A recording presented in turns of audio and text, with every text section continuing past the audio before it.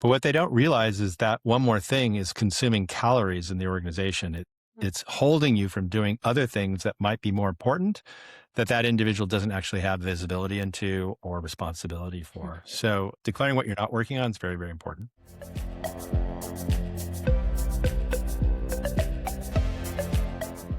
Welcome back to Team Lab. Dear listeners, today our guest is Greg Petroff. Greg is a veteran design and technology leader known for driving major organizational transformations across companies, including GE Digital, Google, ServiceNow, Compass, and Cisco. He's a strong advocate for shifting teams from a feature factory to outcome-centric work. Think customer-centric teams. At Cisco, he pushed a reset from hundreds of feature requests to focusing on the highest impact customer workflows so that teams could ship what mattered faster. Greg is also known for building cross-functional, project-based teams and for designing the culture and the rituals that help organizations align after big change. So very much in line with our conversations in season 2 of the Team Lab podcast. Just a quick intro on where our conversation with Greg went in this episode. If there is one sentence that summarizes today's conversation with Greg, is customers don't buy output, they buy outcomes. And Greg will go into the details of this in the episode. Greg is the kind of leader who challenges the conventional ways teams are organized and measured. And he's been living the shift from the inside, building outcome-focused, cross-functional models in complex product organizations. And I want to make this personal for a moment here. I met Greg when he was a senior leader in a design organization at Cisco. And I had the privilege of coaching his broader organization. He brought designers and product managers across multiple departments of a very crucial product in Cisco into a in-person offsite for the first time to create one team with a shared vision that felt belonging to a whole, to a common purpose for the first time. This was the very first time for a lot of these individuals, and I loved being part of that experience. And what stuck with me was that Greg can seamlessly bridge two worlds that often stay separate, and especially at that level of senior leadership. He's able to bridge rigorous logic and plans and strategy to real creativity. I remember brainstorming sessions in that offsite and starting to bring more and more ideas, and then from those ideas, insights, and then to plans to execute on those ideas. It's not about the organization chart. He talks about building teams that own an outcome together so tightly that it feels like a company inside a company. The first team, as he mentions. If you're trying to break silos, it's not the role, it's not what the department or the team is there for, is the function, is the mission that creates that team synergy in his experience. So, long introduction to say that if you are navigating cross-functional complexity and trying to keep momentum, and you want practical ways to organize around value instead of noise, you're going to want to listen all the way through. Let's get into it.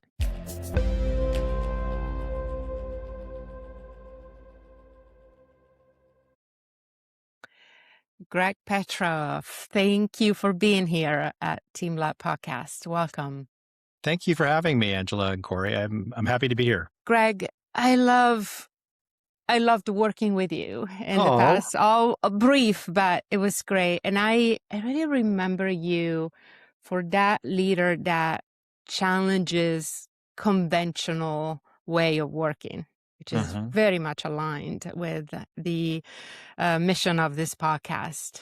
mm, So I would like to start with your ideas of putting teams together, yeah, not by organization charts or hierarchies, but by value creation. yeah, Yeah, let's start from there. How yeah. do you do it, and y- what's the value?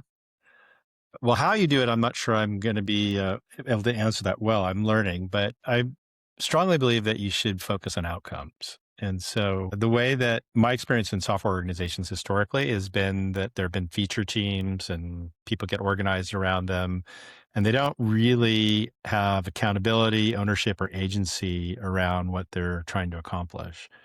And what I'd much rather see is a team that's focused on an outcome, something that's important to the business, something that's important to customers, and that they own it fully.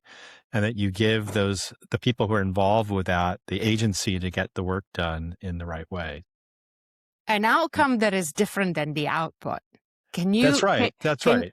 can you make that differentiation? How is an outcome different than the output? Yeah. Well, I mean, many times when we're building, in the case of building software, we're responsible for delivering lines of code and features, et cetera. That's an output.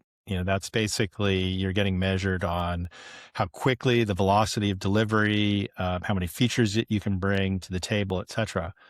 But customers don't buy output; they buy outcomes. They're trying to buy a piece of software to accomplish a task or a goal that's meaningful for them. And when you place the responsibility of delivering that outcome and measuring the business success of your customers in the hands of the people who are, in charge of building that, then they have a much tighter relationship with that customer.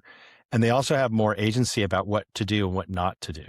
And I think that's actually really important. If you own the outcome, you can choose to satisfy that outcome with the least number of most useful things, and that tends to help teams be more clear about what they're working on and also deflect stakeholder whims because you can have evidence. You can say, look, this is what our customer cares about. Here's how we're measuring it. And here's what they need. And, this is the direction that we need to head towards. So I don't know if I answered that for you, but that's basically the clarity behind it. It can be challenging in organizations because you have to align multiple disciplines to do that. And, if your peers aren't orienting that way, it can be a challenge. I still believe, at least in the design side of the equation in product organizations, that it's much better to align your leaders to an outcome so that they own a swim lane per se of content. And then they can work with their cross-functional peers in delivery. It works amazingly well if you can get your product partners and your engineering partners to do the same, because then you get a cohesive team that really, it's almost like a company inside of a company, and they own something together. And then the value you get from that is that they get to determine the direction and the things that they think are necessary. You set a strategy and an outline for success, but they're the ones who actually are very close to the customer. They can say, this is what's important. And then they can argue for it and then go and execute on it. I hear you talking a lot about organization change around outcomes. And Yeah. what we're talking about this season is around disruptors. And one of those disruptors that we find is that these traditional org structures are getting in the way Yeah. of the work. So maybe if you could talk a little bit about how you've seen successful teams sort of stop the command and control traditional org structures to really take a leap forward. Yeah, I think there's a couple things to think about. And then there's a new thing happening right now that we have to be paying attention to that you can take advantage of or ignore. I'll get to that and I'll allude to that in a second. I think there's a couple of things that are really important. One, leaders have to not only declare what they're doing, but they have to publicly declare what they're not doing. And they have to disincentivize the environment to not work on the things that they're not doing. And the reason why you need to do that is in large organizations, because most cultures are performance driven, most product leaders who are at some level in the middle of an organization will accomplish the task they're being asked to accomplish, and they'll do one more thing. And the one more thing is so that they can gain attention or show that they're results driven or that they're outperforming their peers. But what they don't realize is that one more thing is consuming calories in the organization.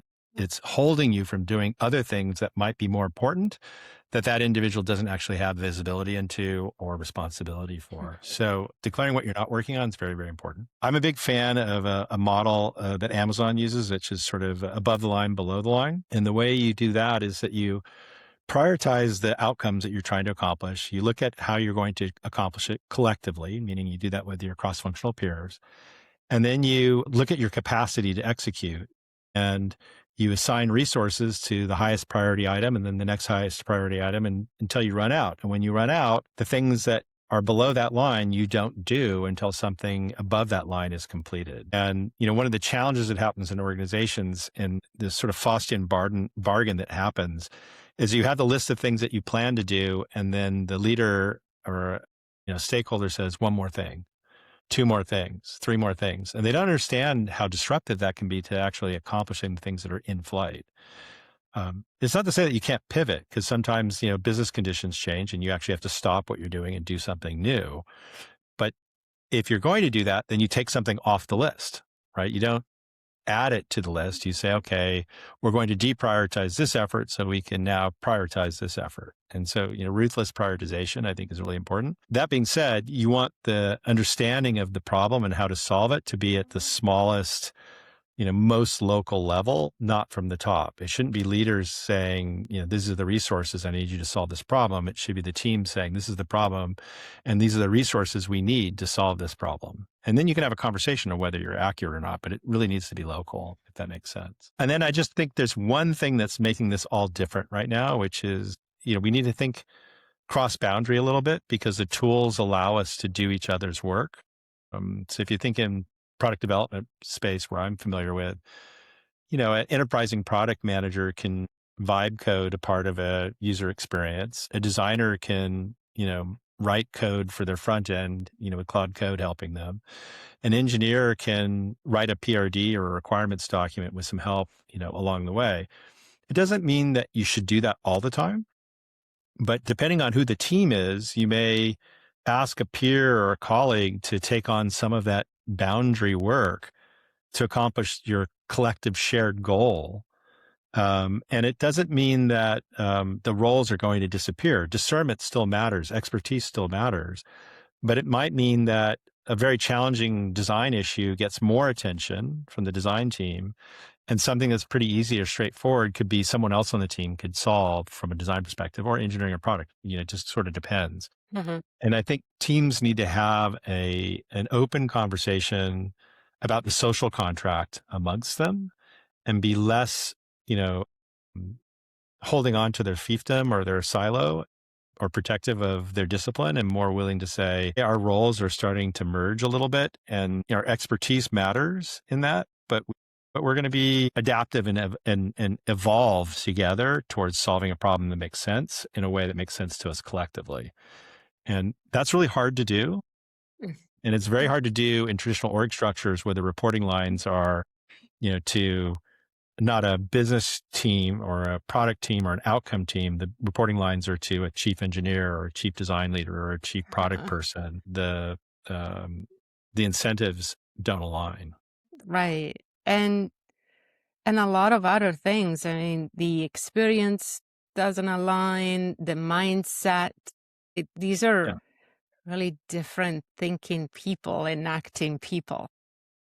That's true too, and they have very different ways of operating, right? And yes. I think the benefit of having good cross-functional collaboration is you get the benefit of different cognitive thinking styles along the way, right? And it's a very gross overgeneralization, but engineering teams are more black and white, yes, no, zeros and ones. It's more didactic. Yeah. Designers are more abductive. They're sort of you have to pin them to the wall to make them to decide they're done, because they can always make it better or change something. There's actually an important friction between those 2 points of view that's really valuable if you can maintain it and find a way to harness it. How do you maintain it in a generative way? I think there's a variety of different possibilities. I think one of the things that's interesting about the Gen AI tools is that they're very good at brainstorming and generating ideas. So you can actually test more things earlier before you commit. That's right. Now, not all organizations are doing that. Some are just saying, oh, we can go faster, and they don't spend the time to explore more. And I think that's a mistake. I think one of the advantages of the moment that we're in is that we can think a lot more about the problem and analyze what it could be, and even test it in like low fidelity prototypes, at very low cost, very, very quickly than we could before. And then, the execution side of product is becoming much faster because the tools are helping engineering move faster. So, don't compress the whole schedule. Take advantage of these tools to allow you to do more discovery so that you get the fit of the product right when you actually go to build it. And then at the same time, be more ductile. So, if you are moving fast, be more willing to change things based on the data that you receive from the usage of that tool or from feedback you're getting from customers, because it's much easier to change things. And it's way faster to get feedback now too. So,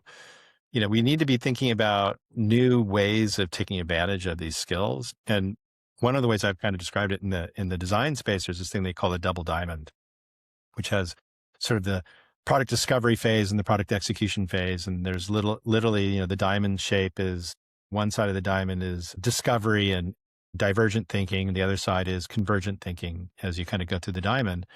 And it's always been represented as two equal shapes. But historically, in most organizations, the first diamond is very small and the second diamond is very big. And I think the reality is we should be operating the opposite. The first diamond should be really big and the second diamond should be really small. And it should be small because you actually really know what the problem you're trying to solve. And you've found the fastest, easiest, simplest way to solve it to get value for the customer, and operate that way. So you're more discovery, execution still matters, but these tools allow us to move much faster on that side. Yeah. Well, one of the reasons why the second diamond is bigger than the first is because the first is small. And so then Yeah. you keep looping and creating something that wasn't what needed to be built. That's right. Yeah. And sometimes, there's an adage in software organizations that you have to feed the beast, right? There's a big engineering organization waiting to work, right? So they have to have things to do. Yeah. I love this idea of the line. You have this take on the above the line. Another way, that's my interpretation of it. Yeah.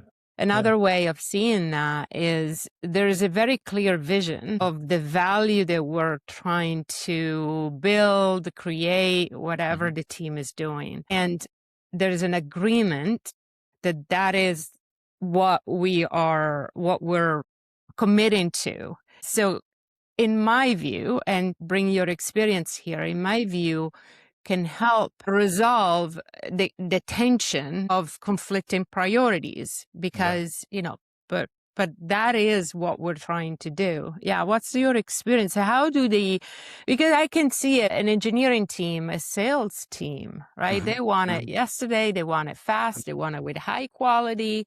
And so how these ways of working resolve these contention? Well, I think these enable us to be more in relationship with each other. I think you have to be careful about it because I think there is one risk with the AI tool set, which is instead of meeting with your colleagues, you're just hanging out with Claude all day. And so you have a relationship, it's just an AI relationship. And then, you're not actually communicating with your peers about what's happening in the work. That could be a mistake for people. On the other side, I think we're moving to a much more contextual world where the information that we need to make decisions is there for us to have. It's in the flow of the work that we're doing versus us having to go find it, which ideally should mean that we can reduce the total number of meetings we need to have. Allows us to have more time to think, allows us to have more transparency of where everybody is in the process, not just people, but maybe agents that are doing work on your behalf.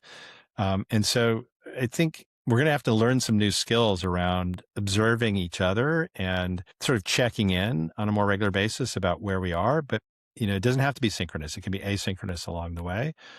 And then when we have those synchronous moments, it should be really about decision making versus just talking about what if or how. And you should have the information you need, just be there so that you can move fast. And I think if you do that and everybody has some visibility into how that works, then we all can find a way to have a role in the way that we work. And I think there's another thing that's really important too. When you think about, at least in software development, if you think about the disciplines, product development works a very certain way. They're talking with customers all the time. They have lots of meetings. They're used to having a day with their calendars full. They go from meeting to meeting. They might have some heads down time in the afternoon.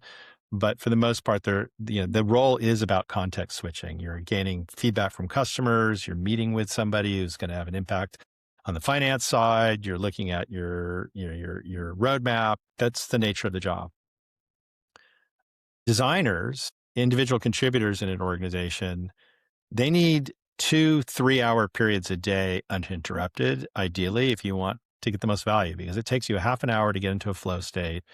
You can be creative and do your work in maybe a 2-hour increment, and then maybe another half hour to kind of, write notes to yourself or take a break, and then you can start over again. If you schedule meetings during that time period, you're just restarting that. You never actually get into flow, right? And so one of the things that I did with my teams is try to look at the calendar very carefully and say, are we protecting at least one, but ideally 2 3-hour blocks of time every day? And if there are update meetings or conversations that need to be had, we schedule them in a moment in between those points on a regular basis so that we can allow people to have that kind of flow state work. Engineering, for the most part, has already figured this out because they have the Scrum meeting in the morning and then they just leave the engineers alone all day long and they just go do their thing, which is great for them. They have the same issue. They need to get into very deep kind of contemplative work, and they get into flow state, and then hours go by and they're at high productivity. There's a couple of reasons why you want to do that too. One, if you give people agency and you give them the time to do the work and you respect the ability for them to have that flow state moment during the week, they'll get more done in a week than if you don't. And they'll be less tired even if they've worked harder at the end of the week, because they will feel like they've accomplished something. Yeah. They will, and they'll feel great about what they're doing, and they'll have a great weekend. They'll come back to work the next day ready to do that work. And you can run a team when you have that kind of trust and that kind of organization and that kind of understanding. You can run it hot for long periods of time because people believe in what they're working on and they have the ability to actually get the work done. But it's not easy to do. And often I think managers make the mistake of just scheduling meetings, whenever it's convenient to them, or upsetting the day along the way because, if there's something important to communicate, and without recognizing that, maybe they can adjust their timing a little bit to make sure that they're respecting people's ability to focus. Yeah. And it's harder now too, because I think one of the challenges that, with people post-COVID, those of us who work from home or work remotely, people may have adjusted their schedules to find their flow states when it's convenient for them.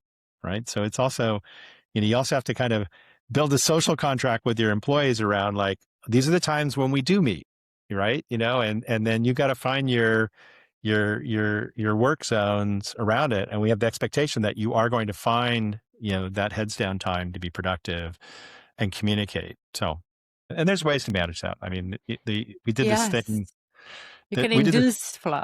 And I actually you can. And you can also, like one of the things we did at Cisco that I really enjoyed was every Friday we asked everybody to write it to do a 2-minute video in the organization. This is a 270 person organization, but everybody did a 2-minute video. This is what I did this week. This is what I'm planning to do next week. And this is what I was proud of that I did this week. And then the leaders would watch those videos and they would pick 1 or 2 of those to share with me because I couldn't see all of them.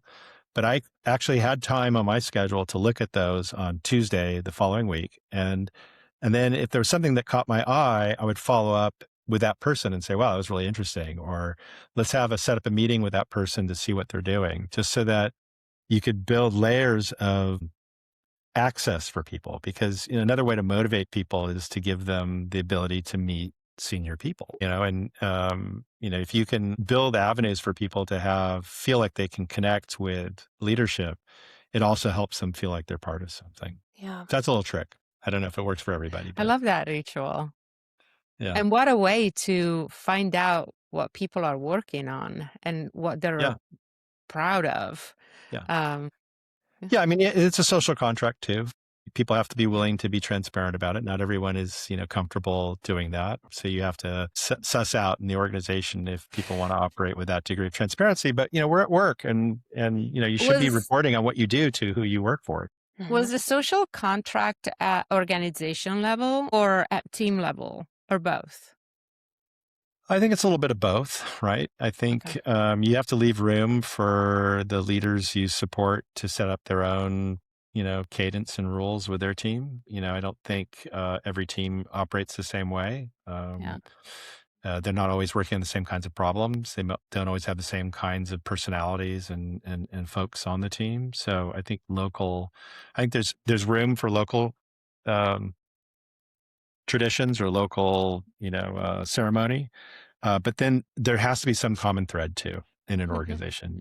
You need to find a way to have common artifacts and common rewards and common behaviors that people can see. And I think you want people to feel pride in the local team that they're in, but you also want them to, they should feel part of the greater team first. And this is actually a challenge in a lot of product organizations that if you are a member of the design team or a member of the product team or a member of the engineering team, you see that team as your first team. And it really should be the product organization is your first team. And your second team is the team that you sit inside of, because you need to have that shared belief. Otherwise you end up having cliques in large organizations, which isn't healthy. Yeah. And I see that also thinking about what you said, getting your direct team, if you're a leader, getting them into flow state, setting sort of the norms for the team, but also considering the organizational tactics or flow. What about the stakeholders of those teams? Yeah. So everyone, like you said before, they all have a different demand. Sometimes they're not on the same page. Sometimes they're asking for the 10 extra things below the line. How do you talk to leaders about how to manage that? Well, managing up is always a skill that's, I cannot profess to say I've ever been an expert at managing up, but it's challenging, right? It's, you have to be a good listener.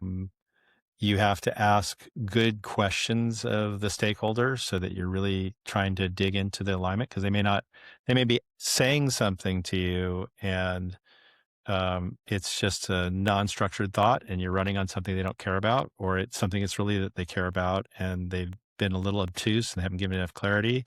So, you have to kind of demand clarity along the way. I think it's helpful to create moments where those stakeholders meet the teams, right? So it's not, they see the people and for the people to see the stakeholders. I think it's important for individual contributors to understand that stakeholders are humans and they don't always see them that way. They think of them as being flawless or they, they got there, they should be doing everything right. And, leaders make mistakes all the time. Now, the good leaders own those and are public about ownership. Some don't, but it's important for people who are, in the trenches doing work to recognize that not everything is going to make sense and that, there'll be pivots that, they may also have incomplete information on and cannot be shared. And so I think those are things. I'm coaching a team right now where one of the team members just got elevated to be the head of product. But he was, he grew up with a group of people. So the people he works with are his friends.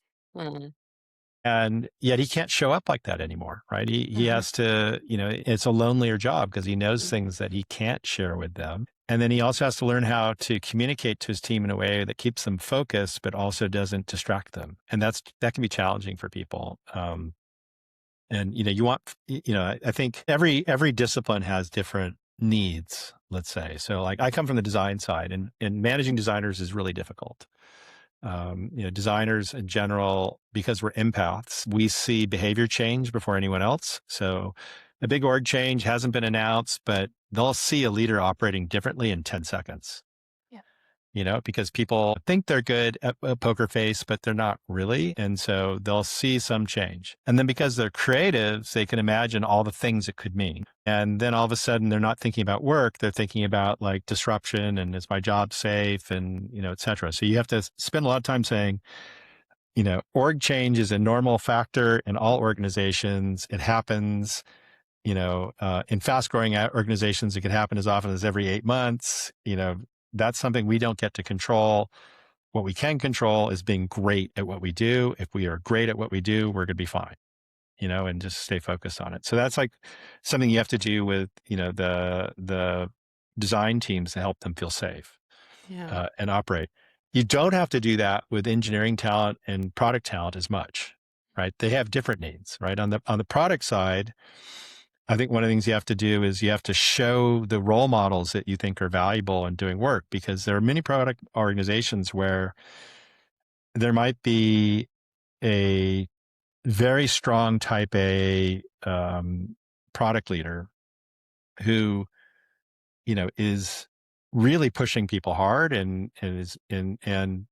may not actually be the best leader in the world and may not actually be a kind person, let's say. I'm not going to name names, but there are people like that in the technology world, and they're very successful. So, other people look at them and go, that's who I need to be to get to that role, right? Yeah, become the role model. And they become a role model, right? And then you find sometimes a quiet leader whose team's doing really well, but no one sees it because they don't grab attention, or they don't know how to tell their story effectively inside the organization. And so, that's not a great role model either. So you have to find opportunities to define what good leadership means inside of the organization that you're in.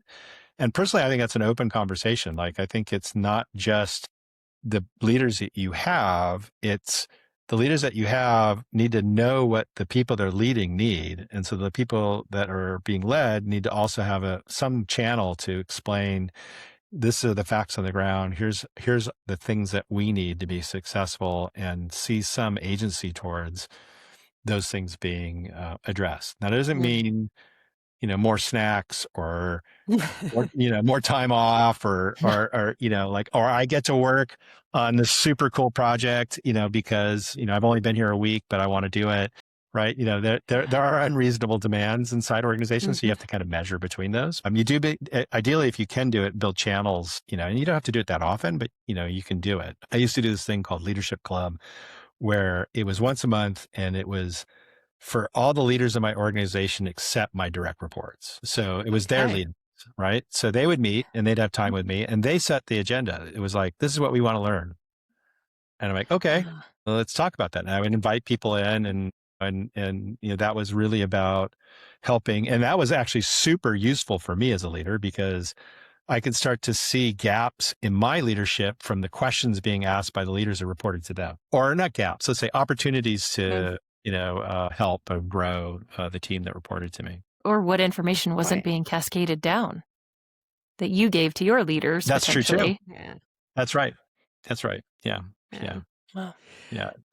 Is there a playbook for the best leader? I mean, everything that you're saying is so adaptable, right? That I'm thinking. I don't know. I really don't know. I mean, I would say, I was always sometimes I felt like I was a fish out of water in a lot of the organizations I worked in, because I cared about a lot of this stuff. And yet you functioned. So how I did. did you do that? I would say that, I think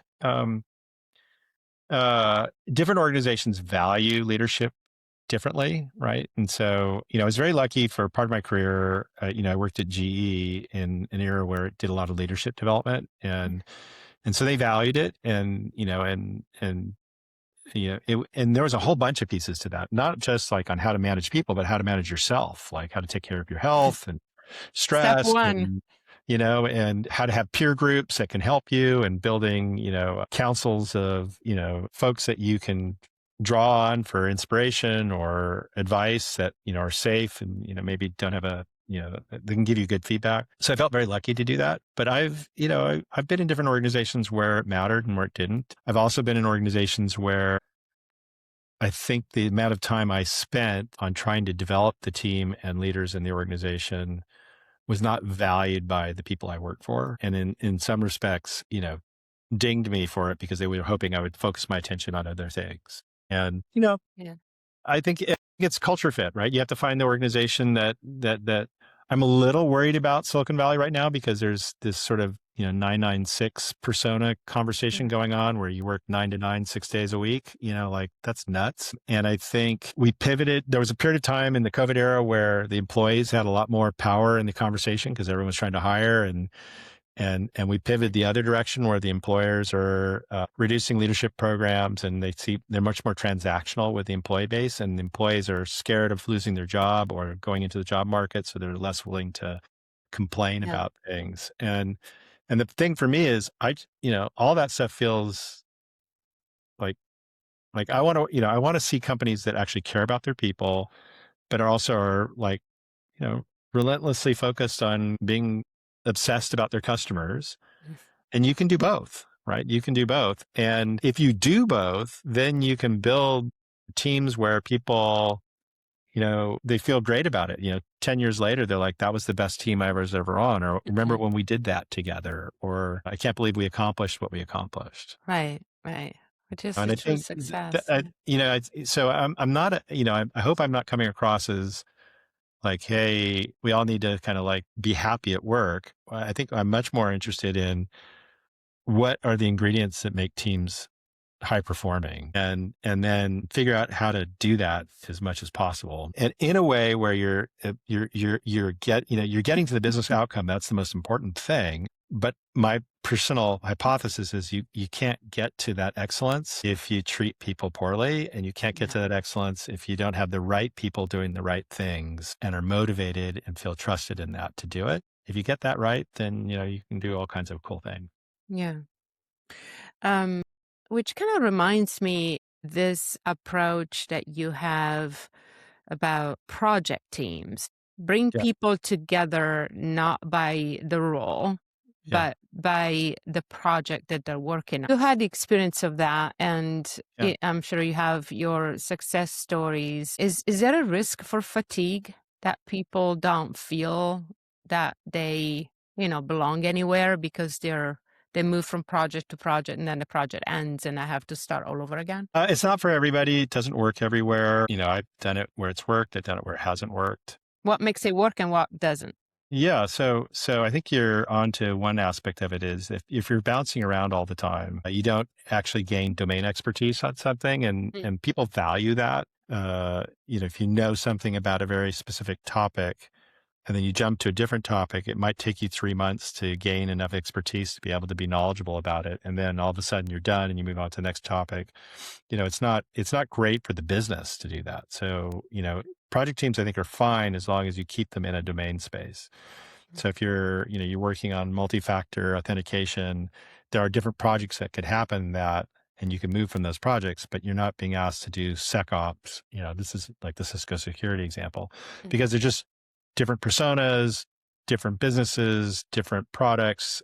Doesn't mean you can't move into that on a more permanent basis from a career perspective, but just don't bounce around. I think there's some disincentives around projects for project management because project managers tend to be rewarded based on the scope that they manage. So you have to align your incentives in the environment to make someone feel comfortable about giving up something and taking on something new from a career perspective. Like, hey, I have all this stuff and now I'm doing this.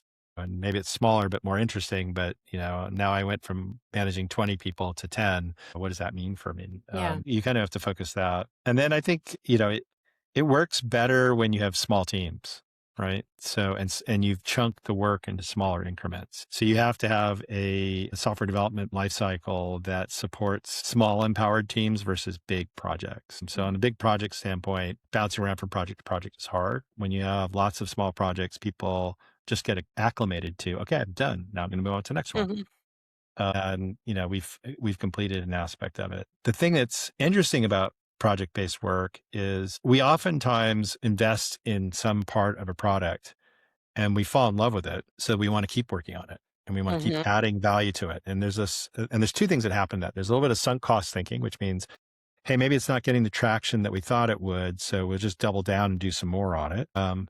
Or, I really love this idea and I just want to keep going and working with it. And what the leadership team needs to look at all those things and say, hey, that might be a really important activity, but is of the 30 things we need to do, is it in the top 10 or is it number 30? If it's number 30, maybe you can get away with not working on it for a while and seeing what happens with customers and returning to it at some point in the future. And that transition can be hard for people too, because they invest, their career and their future and their belief in that, and they're advocates for it. Right. So like, if we only did this is how we would succeed. And it can be a very center of my world point of view. Yeah.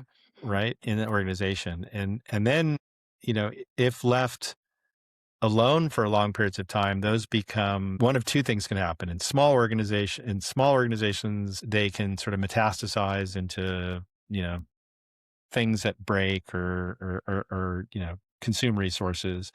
In large organizations, they can remain hidden. Like there can be a team that basically just says, don't tell anyone what we're doing.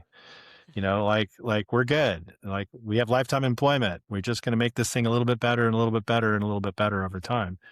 And that's not a good use of a company's innovation dollars either, right? Yeah. So, I think we need to have a way to have a much more transparent conversation about strategy with folks so that they can understand it at the same time at a level that it's not so precise that that's what they're thinking about, because that's not their job. It's sort of like, here's a framework. Here's the things we need to get done. Here's the skills that we need to accomplish it. You have those skills. Here's your next thing that you're going to help us get to the thing we're trying to get done. Yeah. I just want to tell people that are listening, these are common problems, but these are not easy to solve problems. No. And and a lot of times these are dilemmas and there is no one solution. And then, because, for some of these large organizations, that product could be the one that makes the money. And so then what do you do? Right? Yeah. Because then that little product is actually sponsoring all these other projects that are happening over here. Yeah. And so, if leaders find in those dilemmas, in those polarities, what do they do? Well, I think to the extent that you can be open and talk about those, I think it helps people. I think most of us are adults and like to be, aware. We may not agree, but at least we understand the decisions being made, right? So I think leaders I have always liked are the ones who talk about the decisions and they talk about the choices that they had to make and they talk about how they make them and they talk about the degree of certainty they have about them and then they get everyone to commit, right? They hold time for disagreement and then they're like, okay, time's up. Now we made a decision, we're moving forward and we're not going to relitigate this, right? We're going to see until we have new facts on the ground to make a decision moving forward. So I think that's one path that helps. I think there's another thing, and it is super easy for me to say this, but it's really hard in practice. And so I'm going to say something that may feel not relevant to most people, but the more you know about yourself and what, how you operate, and the more willing you are to own that and be aware of that, the more you will decide in the places that you work, whether you are a round peg in a round hole or a square peg in a round hole. And because there are certain organizations that there's nothing wrong with it, it's just not for you, right? It's just not the way you think. It's not the way that you operate, And so, it's important to recognize that. And one of the things I've done with the people who've worked for me is I always do this career mapping exercise with them where it's like, what gets you motivated? What, gives you energy? What takes energy away? What do you want to do in the future? Where are you from a skill perspective? And then, okay, here's the roles that we have in the organization. And maybe we don't have that role for you, right? Or you're ready to get to the next level, but we don't have, there's somebody already there. So, that's when I'll say, it's time for you to leave, and you can stay as long as you want, like we're happy with what you're doing, but, as someone who believes in you, you should go, work someplace else where you can have that opportunity. And, here's a friend you can call that may be looking for someone like you. You're better off helping someone grow their career and it makes sense to them for a couple of reasons. One, if they find their way, they'll stay with you. Two, if they leave, they might come back after they've acquired that thing or tried that thing that they're doing. And actually, it's the third thing, they'll refer their friends to the organization because they'll say, hey, I learned a lot there. It's a learning organization. I grew there. Most managers don't do that. It's pretty rare, but and it's super hard to do because, we're busy also. We have a million things to do, but if you can figure out how to do that, then you can help people. And, sometimes you have performance issues with people and you have to address that head on. And sometimes it's, the person's in the wrong spot, in the wrong place. And sometimes there's conflict on the cross-functional team. And you could bring adult supervision in, but it's actually better for them to figure it out, on their own, right? And you can coach, but there's a variety of different, it's all situational. But anyway, there's I think I learned that it hasn't always worked for me, but the moment I did sort of learn that, like what I liked and what I wanted to do, I was willing to take more risks at work. And, if it didn't work out, it was, I was a square peg in a round hole. It wasn't that there's something wrong with me. It was just, it wasn't the right environment for me. So now it's easier to do that when the employment structure environment is healthy and robust and there's places to go. It's much harder to do that when we're in a situation like now where, hiring is tight and, people are holding on to roles. So easy for me to say, hard to do in practice. Greg, it's been a pleasure talking with you. Tell us what you want to leave our audience with today after this conversation. I think there's two things that are top of mind for me right now. I think this AI moment's asking us a couple of questions, and I think we need to be asking them. One, you can't put the genie back in the bottle. So, I think we have to have a degree of curiosity about what it means. And we need to be in an open conversation with each other, cross-functionally in organizations, about what it means from a role perspective. And, I think we have to be willing to disrupt the learnings that we've had with these new tools. But we need to find ways to make it meaningful. And, that's kind of where I am at with my career. I'm looking at, sort of helping small, medium, and large businesses with,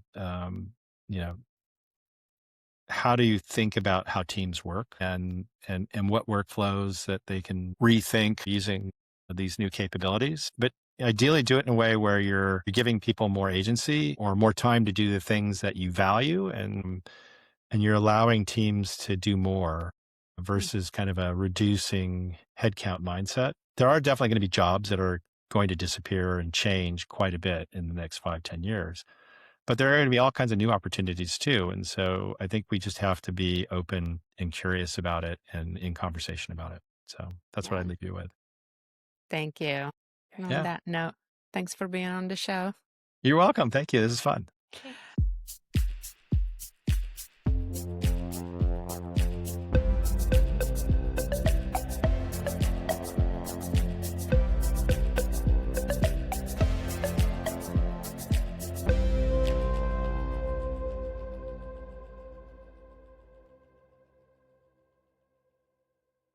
Okay, such a thought-provoking conversation with Greg Petroff. Now, if there's one thing I'm taking away today, and I hope you are too, it's Greg's warning about the one more thing trap. In high-growth cultures, it is so tempting to add that extra task just to show we're results-driven, but Greg reminded us that this one more thing consumes vital organizational calories. I love that phrase. Those calories are being stolen from the work that actually matters, often without us even realizing it. So, your homework for this week: take Greg's advice and try publicly declaring what you are not doing. By clearing out those one more things that sneak onto the list, you might find the space your team needs to get back into a true flow state. Also, we are so grateful for our growing community of listeners. We're dedicated to bringing you episodes on topics that are relatable and so helpful for you at work. If you found this episode valuable, please subscribe to the Team Lab podcast on your favorite platform. And if Greg's insights on breaking down silos sparked a thought, share this episode with a colleague or your entire Slack channel. Until next time, keep focusing on what matters.